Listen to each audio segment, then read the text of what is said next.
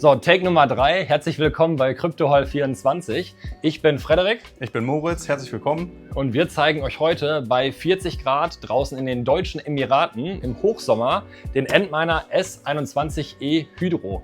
Wir kriegen nämlich sehr viele Anfragen für das Gerät und haben auch viele Einheiten schon davon verkauft. Und da immer wieder Fragen kommen zu Installation, Betrieb, Tipps und so weiter und so fort, möchten wir euch einmal heute das alles zeigen, wie man den vernünftig betreibt. Willst du was zu den Daten sagen? Ja, also der hat, hast du gerade glaube ich schon gesagt, 332 Terahash, hat einen Verbrauch von 5644 Watt und eine Effizienz von 17 Joule pro Terahash. Genau, ist also eigentlich nicht auf der effizienteren Seite des Hydro-Minings unterwegs, aber was man sagen muss, die Maschinen sind aktuell sehr günstig zu haben. Die Bitcoin-Mining-Profitabilität ist ja aktuell sehr gering, was auch meistens dann dazu führt oder eigentlich fast immer dazu führt, dass Hardware viel, viel günstiger ist als zu Bullenmarktzeiten. Ja, und ich würde sagen, wir verschwenden keine Zeit, nehmen das Gerät mal mit nach oben, gucken uns das an und dann wird unten bei uns im Keller aufgebaut und installiert. Let's go!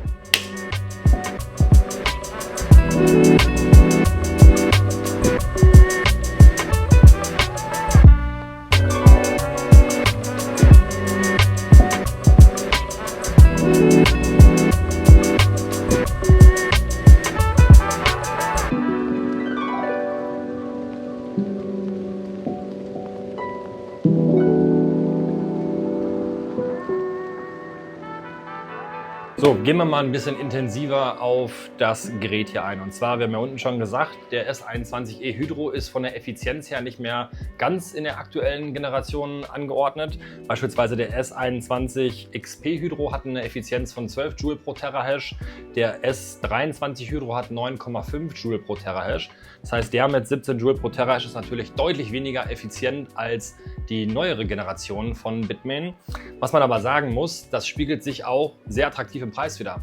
Und zwar, die verkaufen wir gerade mit CryptoHall24 Gewährleistung, also mit richtiger 12 Monats Gewährleistung für ca. 1.890 €.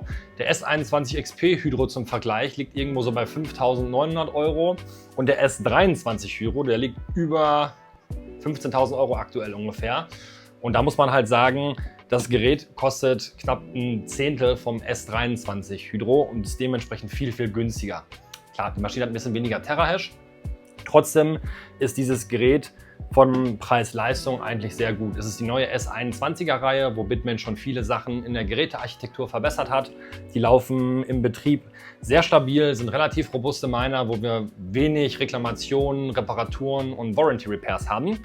So, für wen eignet sich das Gerät? Der E-Hydro eignet sich besonders für all die Leute, die wirklich sehr günstigen Strom verfügbar haben, vielleicht Überschussenergie oder einfach irgendwie Strom vorhanden haben, den sie nicht mehr gut verwerten können.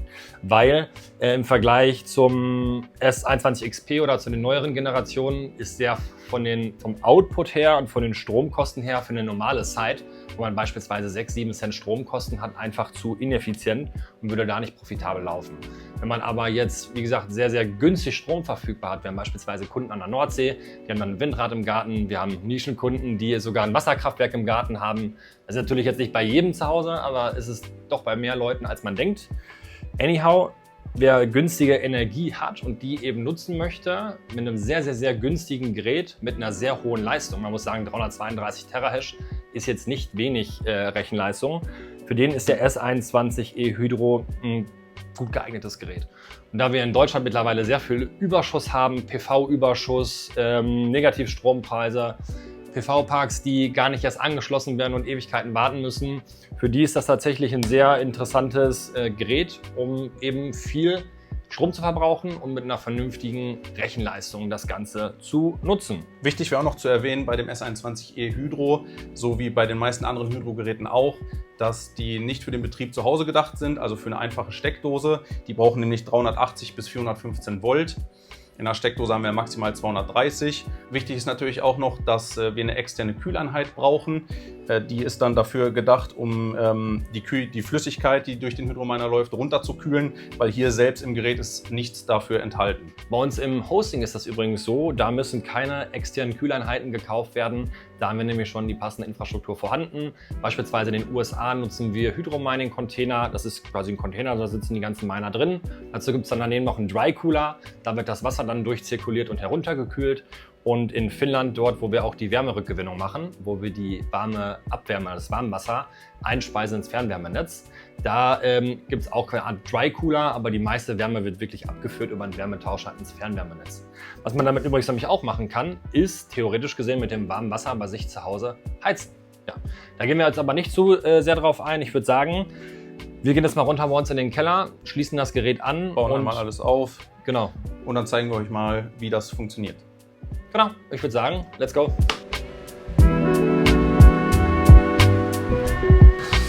Das ist so unfassbar warm. So, jetzt sind wir einmal bei uns umgezogen in den Keller. Ihr seht hier auch schon den Miner und die vorhin angesprochene Kühleinheit. Ich habe hier auch schon den richtigen Stecker in der Hand. Hatte ich ja eben schon gesagt, man kann den Miner nicht zu Hause in eine Steckdose stecken und betreiben, sondern das muss man eben in dieser Kombination machen, um das eben, um die Sicherheit da zu gewährleisten, dass das nicht zu heiß wird und alles vernünftig betrieben wird. Jetzt bauen wir das eben einmal alles auf. Wir füllen das destillierte Wasser einmal auf, das haben wir auch schon bereitgestellt, schließen die Schläuche an. Wir haben hier immer einmal einen Einlass und einen Auslass. Das werdet ihr jetzt gleich auch noch mal sehen, was man wie wo anschließt. Was auf jeden Fall noch mal gesagt werden muss zu dem destillierten Wasser, das ist sehr, sehr wichtig, weil wenn wir hier normales Leitungswasser nehmen, dann verkalken irgendwann die ganzen Rohre und Schläuche und dadurch gehen die Miner halt kaputt. Deswegen empfehlen wir auf jeden Fall destilliertes Wasser zu nehmen. Man braucht nicht unbedingt speziell eine Kühlflüssigkeit. Vielleicht, wenn es sehr, sehr heiß ist, dass man dann zusätzlich noch so ein Kühlmittel dazu gibt. Ist aber eigentlich in der Regel nicht benötigt. Was aber sehr wichtig ist, wenn man die Geräte draußen betreibt, im Winter muss man auf jeden Fall Frostschutzmittel mit reinfüllen, weil wenn die Maschine ausgeht, das Wasser friert, dann platzen halt die ganzen Schläuche und dann ist die Maschine kaputt. So, das dazu, wir bauen auf. So, jetzt haben wir hier auf jeden Fall schon mal die Schläuche alle dran. Das ist alles im Lieferumfang enthalten. Ist eigentlich auch selbsterklärend. Wir haben hier einmal den Auslass, das heißt die Pumpe pumpt aus dem Wasserreservoir das Wasser durch den Schlauch raus, das gekühlte Wasser. Das wird dann hier in das Inlet von dem Miner wird das verbunden. Und der zweite Schlauch, quasi das warme Wasser, nachdem das die Wärme von dem Miner aufgenommen hat, wird zurückgeführt hier in den Radiator durch die Kühlrippen. Hier sind Lüfter hinter, die das wieder runterkühlen. Anschließend kommt es gekühlt wieder in das Reservoir und dann ist der Wasserkreislauf geschlossen. Und das schließen wir jetzt mal eben alles an. Beachten solltet ihr auch, dass die Höhe nicht zu sehr, dass die Geräte nicht zu sehr versetzt sind, weil dann die Pumpe natürlich stärker pumpen muss, wenn das Gerät, sage ich mal, höher steht als die Kühleinheit. Da sollte man auch drauf achten. Ich meine, ein bisschen ist da nicht so schlimm, aber darauf achten sollte man trotzdem. Und wenn das alles verbunden ist, dann befülle ich das jetzt einmal alles mit der Flüssigkeit. Ich habe mir hier schon was abgefüllt. So, wir haben das jetzt hier einmal schon aufgefüllt. Ich mache jetzt die Pumpe gleich einmal an. Das wird dann sofort leer gepumpt, weil hier unfassbar viel an Wasser erstmal in das Gerät reingepumpt wird. Dann mache ich die Pumpe erst einmal wieder aus und fülle das wieder auf. Und das machen wir jetzt so lange, bis quasi das Wasser hier oben wieder rauskommt und das Reservoir hier gefüllt bleibt. Die Kühleinheit, also der Radiator, der wird in eine herkömmliche Steckdose angeschlossen. Da ist auch so ein Kabel mit dabei. Das machen wir jetzt mal eben und dann schmeißen wir die Pumpe auch direkt an.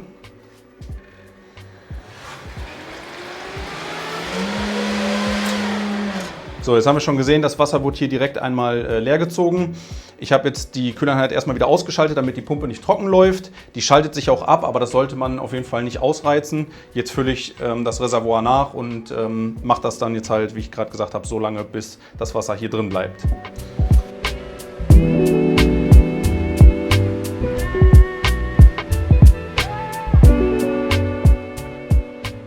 Okay, jetzt habe ich das hier immer wieder aufgefüllt und jetzt sehen wir auch, dass das Reservoir voll bleibt. Das lasse ich jetzt einmal ein paar Sekunden laufen, dass die ganze Luft aus dem System rauskommt und quasi blasenfrei alles ist. Und wenn das soweit ist, dann können wir jetzt das Gerät gleich an den Strom anschließen, Netzwerkkabel rein und dann müssen wir im Prinzip nichts mehr machen, außer kurz warten und dann zeige ich euch gleich am Computer im Interface, wie man das Gerät entsprechend einstellt.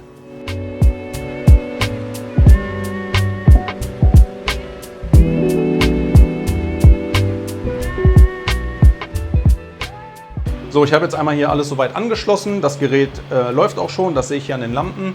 Jetzt muss man immer so 2-3 Minütchen warten, bis der hochfährt.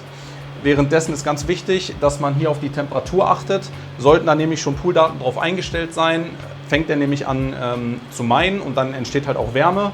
Deswegen muss man hier jetzt die Temperatur ein bisschen im Auge behalten und wenn die steigt, dann muss ich hier an der Seite von der Kühleinheit die Lüfter aufdrehen, damit das Wasser entsprechend runtergekühlt wird und das Gerät nicht zu heiß wird. Jetzt übergebe ich nochmal eben an Frederik, der zeigt euch jetzt eben am Computer das Setup, wie man den einstellt und wie man mit dem Mining starten kann.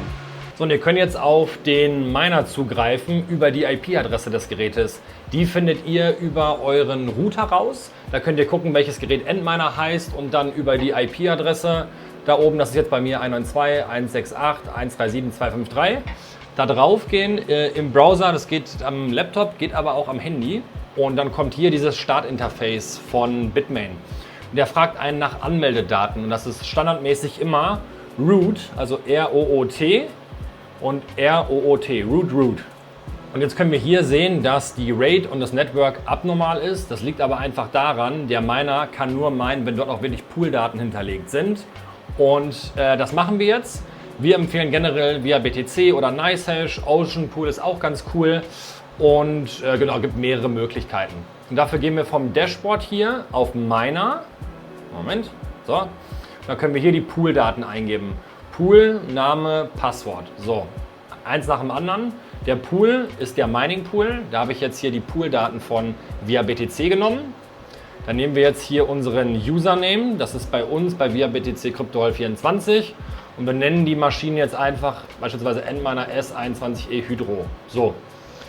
Je nach Pool sind hier die Usernames unterschiedlich. Bei NiceHash hat man beispielsweise eine Kombination aus Buchstaben und Zahlen. Bei via BTC oder beim F2 Pool ist es der Username. Das ist unterschiedlich, das könnt ihr euch dann in eurem Pool anschauen. Und dann kann man hier einen Punkt hinmachen und dann den Worker Name. Und der Worker Name wird dann bei euch im Mining Pool angezeigt. Genau, mit der Maschine. Ein Passwort braucht ihr nicht vergeben hier. Und hier bei Pool 2 und Pool 3 könnt ihr Backup-Pools einstellen. Das heißt, wenn via BTC mal ausfallen sollte, was eigentlich nie der Fall ist, würde der hier auf diesen zweiten Pool switchen als Backup. Brauchen wir aber nicht. Wir gehen auf Speichern. So. Jetzt sind die Pooldaten hier hinterlegt. Und jetzt verbindet der sich mit dem Mining Pool und fängt dann direkt auch schon mit dem Mining an. Einmal auch nur, dass ich euch das Interface nochmal weiter erkläre. Hier unten seht ihr die IP-Adresse der Maschine, die MAC-Adresse und die Seriennummer. Und hier können wir sehen, was für eine Firmware wir drauf haben. So. Und man kann die Firmware immer regelmäßig updaten. Das könnt ihr bei Bitmain auf der Webseite machen, beziehungsweise die Firmware runterladen, die ihr dann hier drauf spielt. Und zwar geht ihr dann hier auf System, auf Update. Und jetzt können wir hier bei Bitmain, ich habe das schon aufgemacht, dann googelt ihr einfach Bitmain Firmware, da findet ihr direkt die Seite. Und da können wir hier das Gerät auswählen. S21E Hydro, müssen wir mal schauen, ob es hier eine gibt überhaupt. Ja, gibt tatsächlich, doch, hier ist er. Schon sagen. Und dann können wir die runterladen mit Download. Können wir übrigens auch immer vergleichen. Das ist die FR 1.42, 2510 etc. Und hier auf der Maschine ist gerade drauf 1.2.8. Das heißt, die 1.4.2, die wir hier haben, ist auf jeden Fall jetzt die neuere Version. So, und ich habe die jetzt hier ausgewählt, habe die runtergeladen und dann könnt ihr einfach das Gerät updaten. Das dauert immer ein bisschen, die Maschine fährt in der Regel dann nochmal hoch und runter. Also immer ein bisschen Geduld mitbringen und ja, wir lassen den jetzt einfach mal machen und dann gucken wir uns gleich an, ob alles geklappt hat. So, jetzt können wir hier sehen, dass die Firmware geupdatet ist. Wir haben jetzt hier die FR 1.42 drauf. Der Miner, die RAID ist noch abnormal, das Network ist schon verbunden, der Pool, und der Miner wird jetzt langsam hochfahren. Ihr könnt auch immer mal schauen, wenn sich irgendwas nicht tut oder das euch komisch vorkommt, dann geht ihr hier auf Blog. Da könnt ihr euch hier das Log-File anschauen und könnt hier sehen, was der Miner gerade macht. Beispielsweise Initializing the power, please wait, this may take up to 2 minutes. Und dann fährt er jetzt nach und nach hoch, sucht die ASIC-Chips und so weiter und stellt sich quasi ein. Was wichtig ist bei manchen Geräten, das ist nicht bei allen so, das Wasser braucht eine bestimmte Temperatur. Das heißt, wenn das Wasser nicht eine vernünftige Starttemperatur hat, dann fährt das Gerät einfach nicht hoch, weil eben eine bestimmte Wassertemperatur benötigt wird, dass die Maschine läuft. So. Hier können wir jetzt sehen auf jeden Fall, dass die Maschine jetzt nach und nach mehr Strom durch die Chips durchführt. Und jetzt wird das Gerät gleich starten.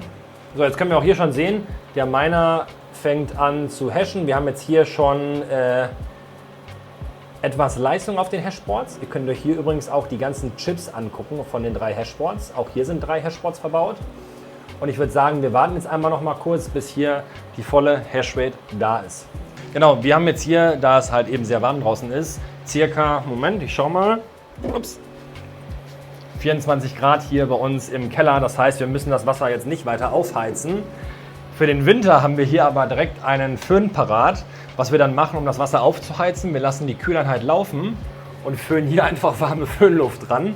Das mag sich vielleicht mal ein bisschen absurd anhören, aber so kriegen wir tatsächlich dann die Wassertemperatur hoch und die Maschine gestartet. Wir brauchen hier übrigens eine Starttemperatur zwischen 20 und 30 Grad.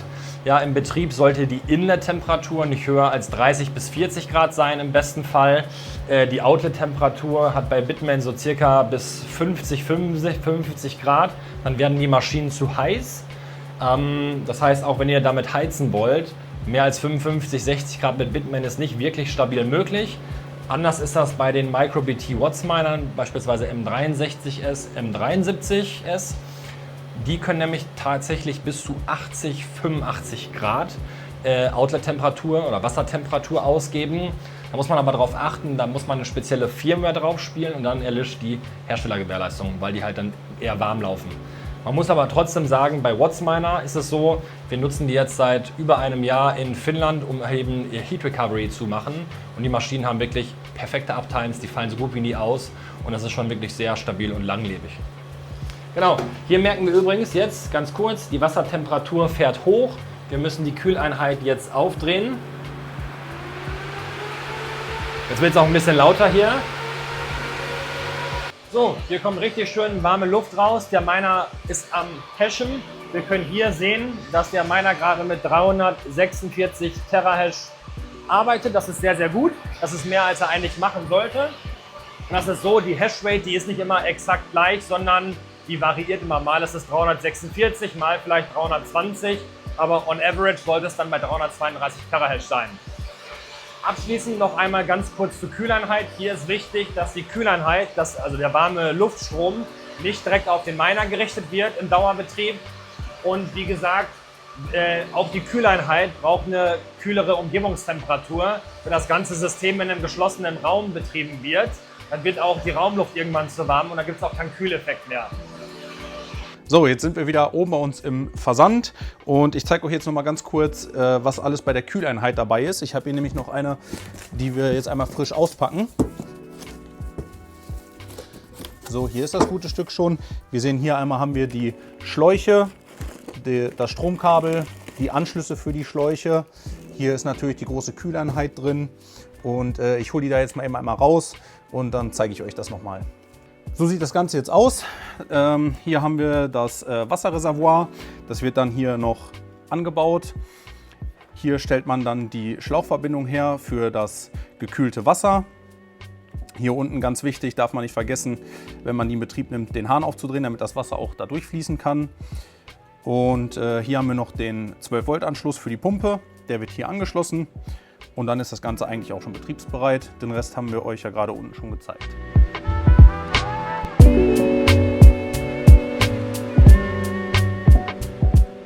So, ich hoffe, das Video hat euch bis hierhin gefallen. Wir haben euch jetzt alles gezeigt, vom Aufbau, den Anschlüssen bis hin zur Inbetriebnahme. Und Frederik wird euch jetzt noch mal ein kurzes Fazit zu dem Gerät geben. Also abschließend muss man sagen, der S21E Hydro mit 332 Terahash ist wirklich ein sehr solider Miner. Haben wir schon mehrfach gesagt, er ist nicht der effizienteste, aber er ist wirklich extremst günstig. Und für all die Leute, die eben Bitcoin-Mining betreiben wollen mit einem Hydro-Miner, mit viel Hashrate für sehr wenig Geld, ist das meiner Meinung nach das beste Gerät. Wie gesagt, sehr, sehr günstiger Einstiegspreis, auch für die Leute, die sich mit dem Mining mal vertraut machen wollen. Wenn ihr jetzt noch Fragen habt, dann schreibt diese gerne unten in die Kommentare.